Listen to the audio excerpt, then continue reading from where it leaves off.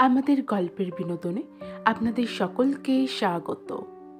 আজ আমরা শুনব গজেন্দ্র কুমার মিত্র রচিত একটি ছোট গল্প। গল্পের নাম উত্তরের বাড়ি। শুনতে থাকুন আমাদের আজকের গল্পটি।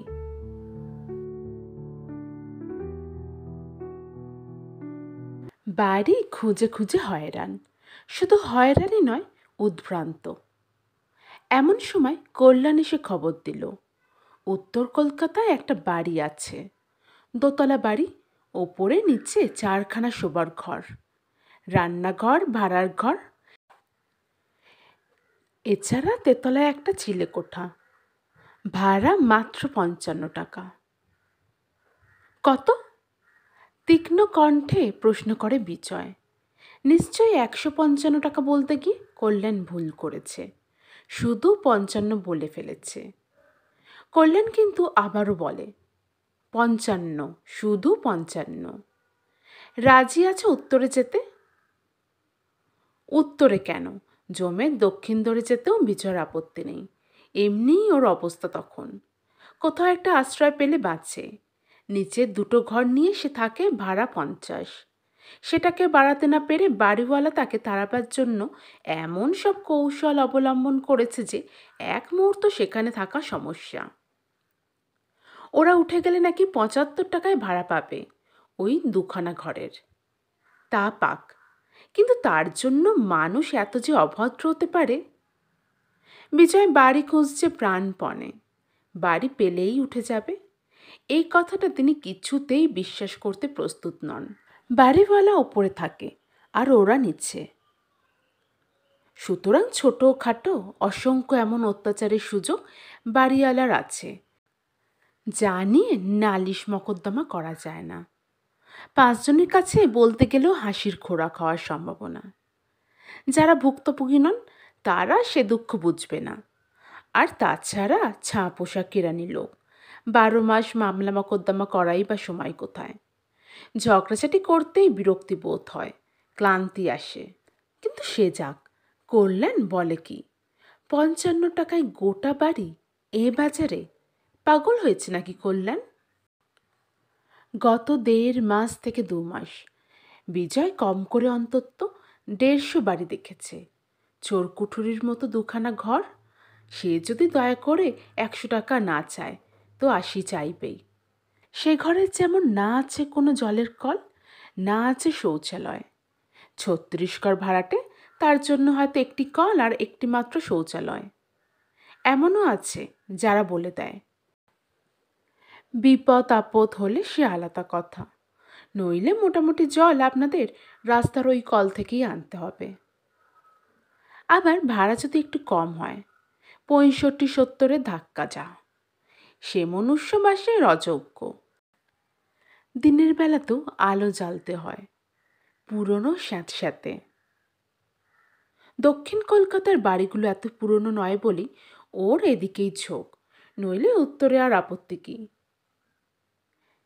সে বলে, 55 টাকা একখানা গোটা বাড়ি? কি রকম বাড়ি রে? কল্যাণ একটু বিরক্ত হয়।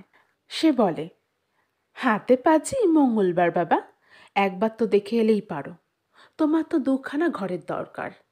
যদি নিচের ঘর ড্যাম্প হয়, সেগুলো ব্যবহার না করলেই চলে। বিজয় ভাবে, তা বটে, চলো এখনই দেখে আসি। কিন্তু এ খবর দিল কে? কল্যাণ বলে, এই আত্মীয়ের মধ্যেই, আমার পিসমশায়ের এক ভাগ্নি জামাইয়ের কাকার বাড়ি। কল্যাণের আত্মীয়তা বোধের সঙ্গে বিজয়ের বহু দিনের পরিচয়।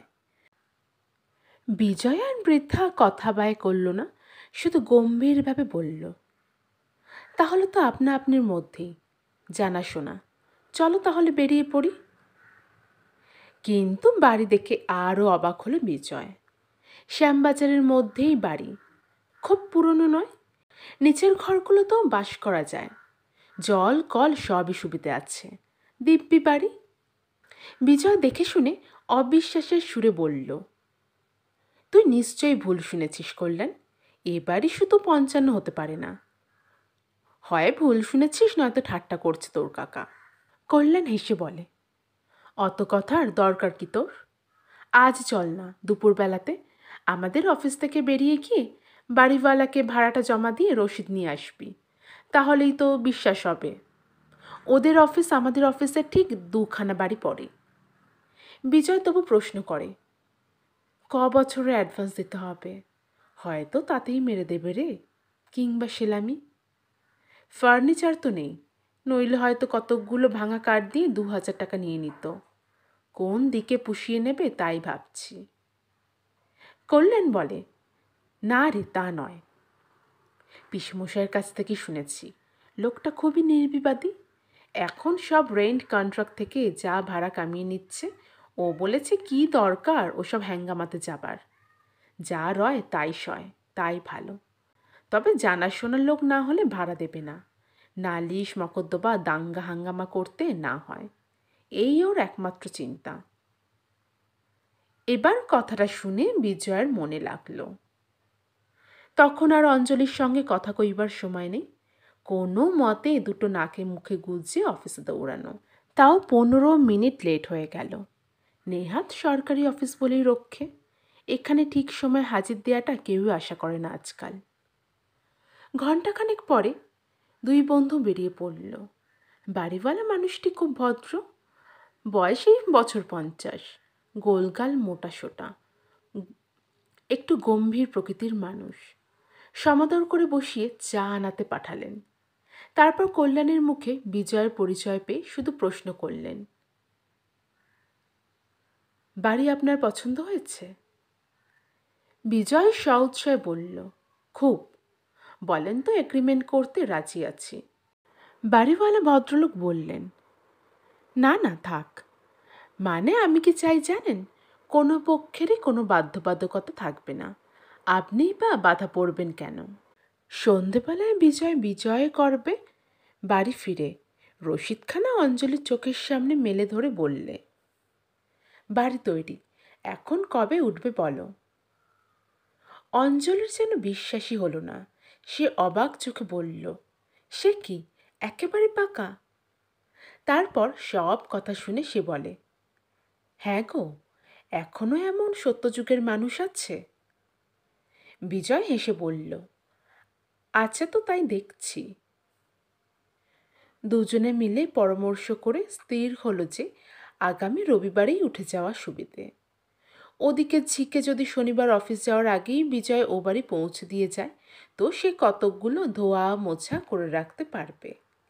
তারপর অফিস থেকে ফিরলে ওরা ছেলে মেয়ে নিয়ে সবাই গিয়ে ঠিকঠাক করে রেখে আসবে। সেই মতোই ব্যবস্থা হলো। ওরা উঠে যাচ্ছে শুনে পুরনো বাড়িওয়ালা নিজে প্রস্তাব করলেন, বলেন তো আমরাও গিয়ে ধুয়ে মুছে দিয়ে আসতে পারি। ব্যঙ্গের সুরে উত্তর দিয়েছিল বিজয়, না তার আর দরকার হবে না। শনিবার দিন অফিস থেকে ফিরে বই কাগজ ইত্যাদি কিছু কিছু জিনিস একটা ট্যাক্সিতে চাপিয়ে বিজয় তার স্ত্রী এবং ছেলেমেয়ে নিয়ে রওনা হলো। গিয়ে কড়া নাড়তেই ওদের ঝি এসে দৌড় খুলে দিয়ে একটু বিস্মিতভাবেই বললে, ও মা, দৌড় দেয়া আছে, ছেলেটা তাহলে গেল কোথা দিয়ে? কে ছেলে, কাদের ছেলে? অঞ্জলিও অবাক হয়ে প্রশ্ন করে। ঝি উত্তর দিয়েছিল, তা জানি নে বাপু, কে একটা ছেলে, এই বছর 7-8-এর, এ ঘর ও ঘর ঘুরে বেড়াচ্ছিল। আমি যখন বারণ করে দিলুম যে দেখো খোকা, ধোয়া ঘরে কাদা পায়ে ঢুকোনি, তখন নিচে নেমে এলো। তাও যতবার নিচে জল নিতে এসেছি দেখেছি খালি খালি ঘুরে বেড়াচ্ছে। অঞ্জলি অবাক হয়ে বলল, তা সে এলো কি করে, দৌড় দাওনি তুমি? ঝি উত্তর দিল, একটু দেরি হয়েছিল, দাদাবাবু চলে যাবার পর তো আর দৌড় দেওয়া হয়নি। পরে মনে হলো, বটে একা রয়েছি, কেউ যদি বদমাইশ এসে ঢুকে পড়ে, তাই তখন এসে দৌড় দিয়ে গেলুম। সদরে খিল লাগিয়ে যখন উঠেছি তখনই দেখি ছেলেটা ছাদ দিয়ে নামছে। যখন দৌড় খোলা ছিল তখনই হয়তো ঢুকে পড়েছে। আমি তাকে জিজ্ঞাসা করলুম, ও খোকা, তোমার নাম কি, কোথায় থাকো গা? তো মুচকি মুচকি শুধু হাসলো, কিছুই জবাব দিলে না। ভারী ফুটফুটে ছেলে। অঞ্জলি বলল, নিশ্চয়ই এই পাশের বাড়ির কোনো ছেলে হবে, তার মা হয়তো খুঁজছে, তা সে গেল কোথায়? ভালো করে খুঁজে দেখো তরুর মা, থাকে তো ওকে বাড়ি পাঠিয়ে দাও। কার ছেলে? মা হয়তো কেঁদে কেটে খুন হচ্ছে। ঝি বলল, দোতলা তেতলা সব খুঁজে এসেছি বৌদি, কোথাও তো নেই সে। গেল কোথা দিয়ে? বিজয় হেসে বলল, হয়তো ছাদ দিয়ে রাস্তা রাস্তা আছে। তাহলে তো বিপদ, এতটুকু ছেলেই যদি যেতে আসতে পারে তো অন্য লোকে তো সহজেই পারবে। কিন্তু ছাদে উঠে দেখা গেল যে ছোট ছেলে কেন, খুব জোয়ান ছেলেও কেউ আসবে এমন সম্ভাবনাও নেই। একদিকে গলি, অপর দিকেই উঁচু উঁচু বাড়ি, যাওয়া আসার কোনো পথ নেই। তখন সকলেই মুখ চাওয়াচাই করল। অঞ্জলি ভেবে বলল, নিশ্চয়ই কোথাও ঘাপটি মেরেছিল। এখন আবার আমরা যখন ওপরে খুঁজছি তখন নিশ্চয়ই ও পালিয়েছে। তা অবশ্য হতেই পারে, সদর কপাট তো ভেজানোই ছিল। পরের দিন সকাল করে খাওয়া দাওয়া সেরে দুপুরের মধ্যেই এ বাড়ি সবাই চলে এলো মালপত্র লরিতে বোঝাই করে। ওরা ট্যাক্সিতে করে আসবার সময় হাতিবাগান থেকে অঞ্জলির মা আর তার ছোট বোন মিনুকে তুলে এনেছিল। অঞ্জলির মা সব গোছগাছ করে দিয়ে বিকেলের চা খাবার করে খাইয়ে সন্ধেবেলা চলে গেলেন। মিনু রইল। নতুন বাড়িতে অনেক কাজ, দিন কতক থাকলে সুবিধাই হবে, এই ভেবে অঞ্জলি তাকে রেখে দিল। সন্ধ্যার পর অঞ্জলি মিনুকে ডেকে বলল,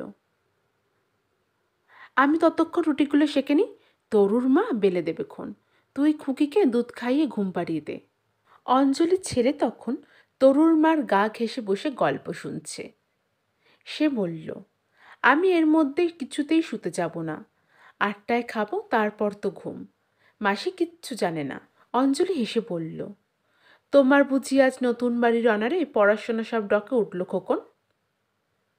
খোকন বলল, বাবা তো পড়াবে, কিন্তু বাবা কোথায়?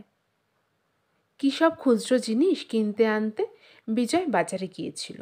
মিনু এদিকে খুকির দুধ গরম করে নিয়ে তাকে কোলে করেই ওপরে চলে গেল। দুধ খাইয়ে আলো নিভিয়ে দিয়ে সে বিছানায় বসে খুকিকে ঘুম পাড়াতে শুরু করেছে। এমন সময় দেখল ঘুট ঘুট করে ঘরে ঢুকছে একটা ছোট্ট ছেলে। খোকনেরই বয়সী হবে, তবে খোকন নয়। এই ঘরে কোনো আলো নেই, কিন্তু বাইরের বারান্দার আলো জ্বলছে, তারই আপাতে বেশ দৃষ্টি গেল। ছেলেটি একেবারে ওর কাছে এসে দাঁড়ালো, দুটো হাত বেশ করে ছড়িয়ে খাটের কানাটা ধরে হাসি হাসি মুখে চেয়ে রইল মিনুর মুখের দিকে। মিনু তখন খুকিকে কোলে শুইয়ে প্রাণপণে চাপড়াচ্ছে আর গুনগুন করে গান গাইছে।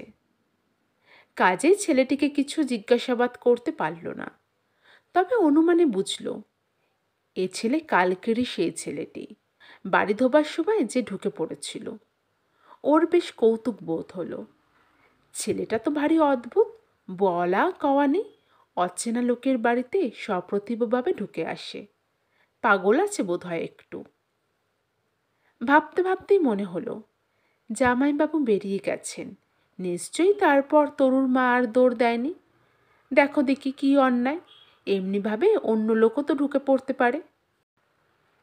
খানিকটা চাপড়াবার পর খুকির চোখ যখন একটু বুজে এসেছে, মিনু সামনের দিকে ঝুঁকে চুপি চুপি ফিসফিস করে প্রশ্ন করল, ও খোকা, তোমার নাম কি? কোন বাড়িতে থাকো? ছেলেটা কিছুই উত্তর দিল না, শুধুই মুচকি মুচকি হাসতে লাগলো। মিনুর আর বেশি কথা কইতে ভরসা হলো না, পাছে খুকি উঠে পড়ে। খানিক পরে খুকির ঘুমটা আরও একটু গাঢ় হতে তাকে সন্তর্পণে তুলে বিছানায় শুইয়ে দিল। সে সময় ওকে ছেলেটার দিকে পেছন ফিরতে হয়েছিল, কিন্তু সে 1 মিনিটের বেশি নয়। তারপর ফিরে আর ছেলেটাকে দেখতে পেলে না। মিনু তাকে ধরবার জন্য তাড়াতাড়ি উঠে বারান্দায় এলো। সেখানেও সে নেই। ছাদের দিকে উঁকি মেরে দেখলে সিঁড়ির দরজাটাও বন্ধ, পাশের ঘরেও কেউ নেই। নিশ্চয়ই তাহলে নিচে গেছে। সে নিচে নামছে, এমন সময় কটকট করে সদরের কড়া নড়ে উঠল। সঙ্গে সঙ্গে বিজয়ের ডাক, খোকন।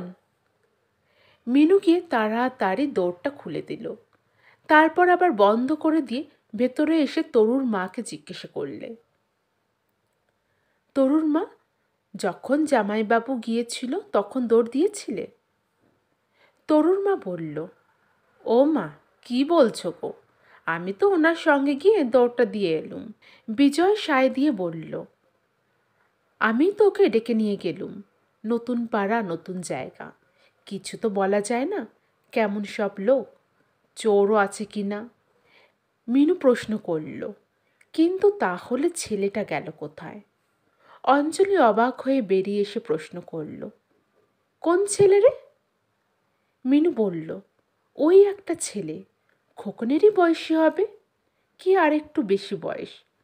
খুকিকে যতক্ষণ ঘুম পাড়ালুম সমস্তক্ষণ আমার কাছে সে দাঁড়িয়ে রইল।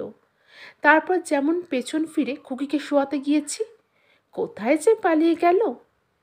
ওকেই বোধ হয় তরুর মা দেখেছিল সেদিন। অঞ্জলি একটু চিন্তিত মুখে বলল, গেলই বা সে কোথায়? সেদিন না হয় দুপুরবেলা রাস্তা দিয়ে এসেছিল, আজ এই রাত্রিরে ওর বাপ মা ছেড়ে দিয়েছে? কোথা দিয়ে ঢুকেছে বাড়িতে? সত্যি কিন্তু এটা একটা দেখা দরকার। ওরা এদিক ওদিক দেখলে খাটের নিচে, সিঁড়ির কোণ, বাথরুম, ওপরের ছাদটা পর্যন্ত কোথাও নেই সেই ছেলের চিহ্ন। এবার বিজয় একটু চিন্তিত হলো। তাই তো, সদর দোর বন্ধ, বাড়ি থেকে বেরোবার আর কোনো রাস্তা নেই। গেল কোথায়? খানিকক্ষণ সবাই চুপ করে থাকবার পর তরুর মা সভয়ে বলল, হ্যাঁ বাবু, ভূত টুত নয় তো? রাম রাম। তাকে ধমকে ওঠে অঞ্জলি, দূর দূর, চুপ কর, ওইটুকু ছেলে ভূত শুনেছিস কোথাও? তা বটে বাপু, স্বীকার করে নেয় তরুর মা, শুনিনি তো কখনো খোকা ভূতের কথা। তা সেদিনের মতো প্রসঙ্গ চাপা পড়ে গেল। অঞ্জলির গাটা ছমছম করতে লাগলো। আগে কথা ছিল যে বড় ঘরে অঞ্জলির ছেলে মেয়ে এবং বোনকে নিয়ে শোবে, বিজয় থাকবে পাশের ঘরে, ঝি শোবে নিচে। কিন্তু তরুণ মার মুখের চেহারা দেখে তাকেই পাশের ঘরের ব্যবস্থা করা হলো। বিজয় বড় ঘরের মেঝেতেই শুলো, আলাদা বিছানা করে। এরপর 2টো দিন কাটল নিরুদ্র। বিজয় খেপাতে শুরু করলো মিনুকে, ওটা তোমার অলস মস্তিষ্কের কল্পনা মিনাবতী। তরুর মা যেমন দিন দুপুরে ভূত দেখে, তুমি আবার সেই কথা শুনে ভাবলো তুমিও বুঝি দেখেছ। ওটা ইনফ্লুয়েন্স। মিনু ঝংকার দিয়ে ওঠে, আপনার যেমন কথা, সন্ধেবেলায় বুঝি কেউ স্বপ্ন দেখে? বিজয় হেসে বলে, স্বপ্ন নয়, কল্পনা। বুধবার দিন কিন্তু আবার দেখা গেল তাকে। এবার দেখলেন খোদ কর্তাই। কি একটা উপলক্ষে অফিস সেদিন বন্ধ ছিল। টানা একটা দিবানিদ্রা দিয়ে বেলা 4টে নাগাদ বিজয় ছাদে উঠে পায়চারি করছিল। খোকন তার মামার বাড়ি গেছে সকালে, খুকিও তখন ঘুমোচ্ছে। মিনু, অঞ্জলি, তরুর মা নিচে রান্নাঘরে চায়ের জল চাপিয়ে 2 বোনে বসে গল্প করছে। তরুর মা কলতলায় বাসন মাজছে। সমস্ত দোতলাটা নির্জন ও নিস্তব্ধ। ছাদের একটা কোণ থেকে নিচের ঘরের বড় বিছানাটা দেখা যায়। পায়চারি করতে করতে হঠাৎ সেই কোণে এসে থমকে দাঁড়িয়ে যায় বিজয়। ঠিক সেদিকে চায়নি সে। চোখের পাশে দৃষ্টির যে আবছা থাকে, তাতেই মনে হলো যেন ঘরে কি একটা নড়ছে নিয়মিতভাবে। তখন ভালো করে তাকিয়ে দেখল সে, একটি বছর সাতেকের ছেলে খাটের পাশে দাঁড়িয়ে দাঁড়িয়ে ঘুমন্ত খুকিকে হাওয়া করছে। দিব্যি ফুটফুটে ছেলে, পরনে হাফ প্যান্ট, খালি গা। এক দৃষ্টে চেয়ে আছে সে খুকির দিকে। চোখের দৃষ্টিতে অগ্রজের সস্নেহ অথচ সকৌতুক ভাবটিও ফুটে উঠছে। ভালো করে তখনও এর পরিপূর্ণ অর্থটা মাথায় যায়নি। বিজয় কয়েক মুহূর্ত দৃষ্টিতে তাকিয়ে রইল। তারপরে সব ইতিহাসটা মনে পড়ায় ছেলেটিকে অতর্কিতে গিয়ে ধরবে বলে পা টিপে টিপে যতদূর সম্ভব দ্রুত গতিতে নেমে এলো। নিচে নামতে বড় জোর 2 মিনিট সময় গেছে, কিন্তু কই, সে তো নেই। খুকি যেমন ঘুমাচ্ছিল তেমনই ঘুমাচ্ছে। তবে সেও কি স্বপ্ন দেখছিল, কিংবা কল্পনা? মিনুকে সেদিন যা বলেছে তাই?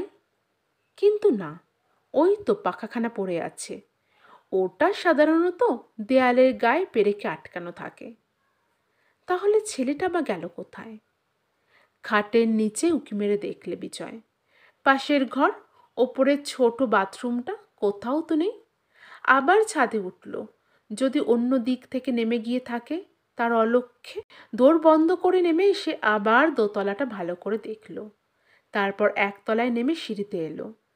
রান্নাঘরে ওরা আছে। তরুর মা বাসন ধুয়ে জমা করে রাখছে চৌবাচ্চার পাড়ে। পাশের ঘর দুটোরই কপাটে শেকল তোলা, সদর দরজাও বন্ধ। বিজয় জিজ্ঞাসা করল, হ্যাঁ গো, তাকে দেখেছ কেউ? কাকে গো? ওর গলার আওয়াজে বিবর্ণ হয়ে অঞ্জলি বেরিয়ে আসে। মিনুর হাত কেঁপে খানিকটা চা মাটিতে পড়ে যায়। সংক্ষেপে বিজয় সব কথা খুলে বলে। অঞ্জলি সবটা ভালো করে শোনবার আগেই ছুটে গিয়ে খুকিকে বুকে তুলে নিল। তারপর সবাই মিলে বাড়িটা তন্ন তন্ন করে খুঁজল, কিন্তু কোথাও সেই ছেলেটার চিহ্ন মাত্র পাওয়া গেল না। তরুর মা তখন ঠকঠক করে কাঁপছে, ওর গলায় কান্নার সুর। কি হবে বাবু, আমি আর ওপরে যেতে পারবো নি। অঞ্জলি তাকে ধমক দিয়ে ওঠে, কেন, কি হয়েছে কি? এই তো 3 দিন এসেছিস। সে তোদের ভয় দেখিয়েছে না কোনো অনিষ্ট করেছে? তরুর মা তখন যেন একটু প্রকৃতস্থ হলো। তা বটে বাপু, তা ঠিক কথা। কই, ভয় ডর তো কাউকে দেখায়নি। অঞ্জলি বিজয়কে বললে, এই জন্যই বোধ হয় বাড়িওয়ালা এত সাধুতা, তাই ভাড়াটা এত কম। তুমি একটা কাজ করো, পাড়ায় 2-1জনের সঙ্গে দেখা করো, জানো ভালো করে ব্যাপারটা কি আগে। বিজয়ের কথাটা মনে ধরল। বিজয় পায়ে চটিটা গলিয়ে বেরিয়ে পড়ল রাস্তায়। পাশেই থাকেন এক রিটায়ার্ড সাব জজ। তিনি তখন বাইরের রকে বসে খবরের কাগজটা পড়ছেন। বিজয় নমস্কার করে পাশে গিয়ে বসতে তিনি মুখ না তুলেই বললেন, সে দেখা দিয়েছে বুঝি? ভালো রকম বুঝতে না পেরে বিজয় বললে, আজ্ঞে। কাগজখানা নামিয়ে রেখে এবার ওর দিকে চাইলেন ভালো করে। বলছি, সে ছেলেটাকে দেখেছেন তো, তাই তো এসেছেন। সাধারণত এত দেরি হয় না, বাড়িতে আসার পরের দিনই ছুটে আসে সবাই। একটু হাসলেন তিনি, বিদ্রূপ ও করুণা মাখানো হাসি। বিজয় বলল, দেখেছি আমরা ঠিক আসবার আগেই, তবে আপনাদের কাছে খবরটা নিতে আসবার ঠিক অবসর পায়নি। ইচ্ছে করেই একটু খোঁচা দেয় বিজয়। ভদ্রলোক বললেন, ও, আগেই দেখেছেন? আপনাদের সাহস আছে তো। একটু ক্ষুণ্ণই হয় ভদ্রলোক। মজাই, আপনারা একবার ভেবেও দেখেন না যে চারিদিকে যখন বাড়ির আকাল তখন এত সস্তায় বাড়ি দেয় সে কি করে? আগে কেউ আসে না আমাদের কাছে, তখন মনেই পড়ে না পাড়ায় এতগুলো লোক আছে। আসেন ঠকে ঘা খেয়ে, ভয়ে ফ্যাকাশে হয়ে ছুটতে ছুটতে। কত তো দেখলুম, 3 দিনও কেউ থাকতে পারে না। আবার সেই পুরনো আস্তানাতেই ভাড়া বেশি দিয়ে ছুটে যেতে হয়। ক্লান্ত হয়েই যেন থামেন তিনি। বিজয় মনে মনে ততক্ষণ অসহিষ্ণু হয়ে উঠেছে। সে সেটা গোপন না করেই বলল, কিন্তু আসল ব্যাপারটা কি? ভদ্রলোক বললেন, ভূত। আবার কি? বিজয় অবাক হয়ে বলল, ভূত? ভদ্রলোক বললেন, হ্যাঁ মশাই, ভূত। তবে বলি শুনুন। এই বলে তিনি কাহিনীটা খুলে বললেন। বছর 5 আগে একটি ভদ্রলোক এই ঘরটি ভাড়া নেন। আগে খুব বড় জমিদার ছিলেন তিনি। নানান বদখেয়ালিতে যথাসর্বস্ব উড়িয়ে দিয়ে প্রায় নিঃস্ব হয়ে পড়েছিলেন। এখানে আসার পরই ওর স্ত্রীর কি একটা ভারী অসুখ হয়। ডাক্তার ফাক্তার ডাকেননি, ভুগে ভুগেই তিনি মরে গেলেন। ছিল তার ওই এক ছেলে, দিন কতক ঝি রেখেছিলেন, সেই রেঁধে দিত, অন্য কাজও করত। কিন্তু সে মাইনে পায় না, কতদিনই বা থাকবে। তাছাড়া রান্না খাওয়ারও জিনিস থাকতো না অর্ধেক দিন। তখন কর্তা নিজেই একবেলা রান্না ধরলেন। বিকেলের জন্য কোনো দিন সেই ভাত থাকতো, কোনো দিন বা না। যেদিন পয়সা কড়ি হাতে ভালোর জুটত, সেদিন হোটেল থেকে রুটি মাংস কিনে আনতো। প্রায় মদে বুথ হয়ে ফিরতেন, ছেলেটাকে ঠ্যাঙাতেন বেদম। আবার নেশা ছুটে গেলে খুব আদর করতেন। ওই ছেলেই ছিল একমাত্র তার শিবরাত্রির সলতে। উপার্জনের মধ্যে শুনেছি ছিল জুয়া খেলা। যেদিন কিছু মিলত সেদিন মদের মাত্রা বেশি, যেদিন হেরে যেতেন সেদিন চুপচাপ। ছোট ছেলে একাই থাকতো বাড়িতে, উনি দৌড়ে চাবি লাগিয়ে বেরিয়ে যেতেন, আমাদের সঙ্গে কোনোদিন আলাপ পর্যন্ত করেন। তবু আমি একদিন মশাই উপযাচক হয়েই বললুম, আমাদের কাছে রেখে যান না কেন ছেলেটাকে, সারাদিন তবু খেলাধুলা করতে পারে। আমার একপাল নাতি নাতনি রয়েছে। ও হরি, মুখের ওপর বললে কি না ধন্যবাদ, দরকার নেই কিছু। যত সব বদ ছেলে আপনার বাড়ির, অত মিশলে ছেলে বিগড়ে যাবে। সেই থেকে আর কথা কইনি ওর সঙ্গে। ঘেন্না হতো, অত অভদ্র ছোট লোককে কি বলবো। তারপর একদিন দেখি তালা ঝুলছে ঘরে, পর 3 দিন এমনি গেল।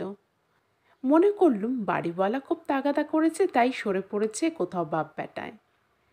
দিন রাতি তো পাওনাদার আসত। একদিন বাড়িওয়ালা এলেন, তিনি বললেন, জানেন কিছু খবর? আমি বললুম, না মশাই, কিছুই জানি না। তবে হ্যাঁ, আমার স্ত্রী একদিন বলেছিল ছেলেটাকে ওর মধ্যে পুরে রেখে যায়নি তো, মাতালের যা কাণ্ড। আমি উড়িয়ে দিলুম, ধুর, তাই কখনো পারে নাকি? হাজার হোক বাপ। তবু কান পেতে শুনতুম কোনো শব্দ হতো কি না। ঠিক 4 দিন পরে লোকটা ফিরল একটা রিকশায় করে। খুব রোগা হয়ে গিয়েছে, চক্ষু কোঠরগত, হাত পা কাঁপছে। আমি তখন এই রকটাতেই বসে আছি। রিকশা থেকে নেমে কোনো মতে দরজার তালা খুলল। তারপর হঠাৎ জিজ্ঞেস করল, আজ কত তারিখ বলতে পারেন? আমি তারিখটা বললুম। তখন সে বললে, আমি কতদিন আসিনি বলুন তো? আমি তাকে বললুম, তা প্রায় 4-5 দিন তো হবেই। তখনই চিৎকার করে কেঁদে উঠলেন। আমার খোকা। বলতে বলতে সাবজজ বাবুর চোখে জল এসে গিয়েছিল। চশমাটা খুলে কোচরে খুঁটে চোখ মুছলেন। বিজয় রুদ্ধশ্বাসে প্রশ্ন করল, তারপর? ভদ্রলোক বললেন, আমি তো অবাক মশাই, খোকা ওর মধ্যেই ছিল।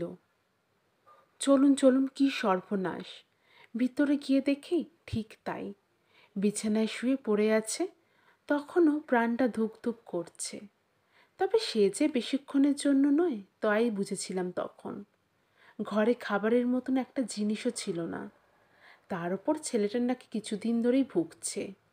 এই 5 দিনের উপবাসে একেবারে শেষ হয়ে এসেছে। কি লক্ষ্মী ছেলে মশাই, একটু আওয়াজও করেনি, কাঁদেওনি এতটুকু। বরং ওর বাবা যখন এসে চিৎকার করে ডাকলে, খোকন রে বলে, একবার একটু চোখটা চেয়ে হাসল। আমি ছুটে গেলাম ডাক্তার ডাকতে, কিন্তু ডাক্তার এসে আর কি করবে? সন্ধেবেলাতেই ছেলেটা মরে গেল। তারপর? বিজয় উন্মুখ হয়ে প্রশ্ন করল।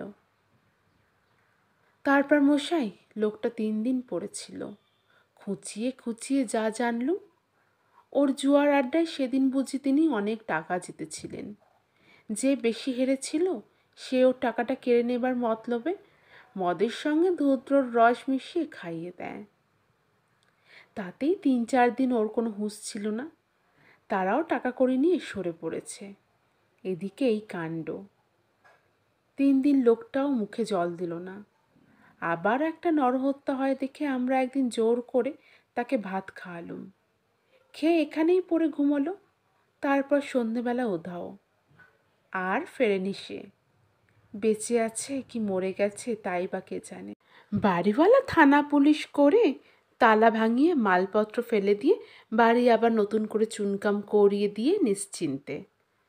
কিন্তু তারপর আর ভাড়া হয় না। যে আসে সেই ছেলেটিকে দেখে। কারোর তো কোনো অনিষ্ট করেনি কখনো, তবু ভূত দেখে কে আর থাকে বলুন?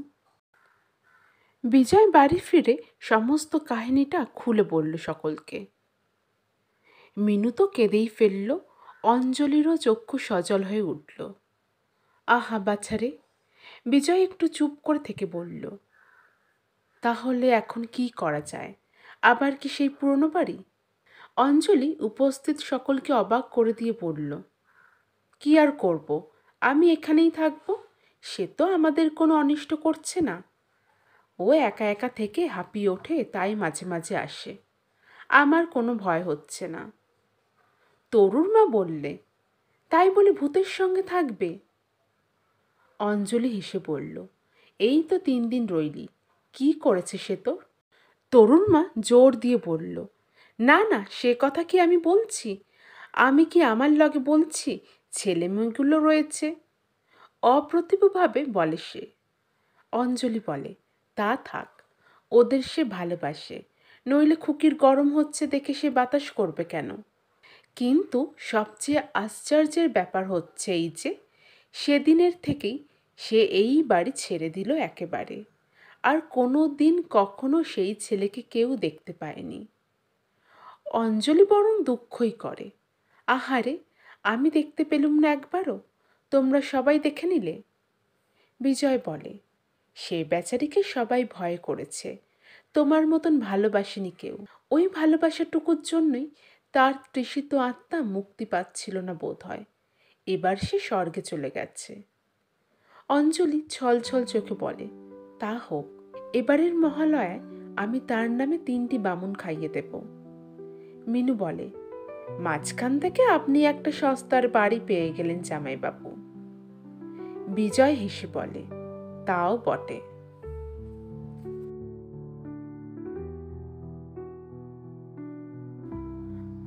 আমাদের আজকের গল্প উত্তরের বাড়ি এখানেই সমাপ্ত হলো। নমস্কার।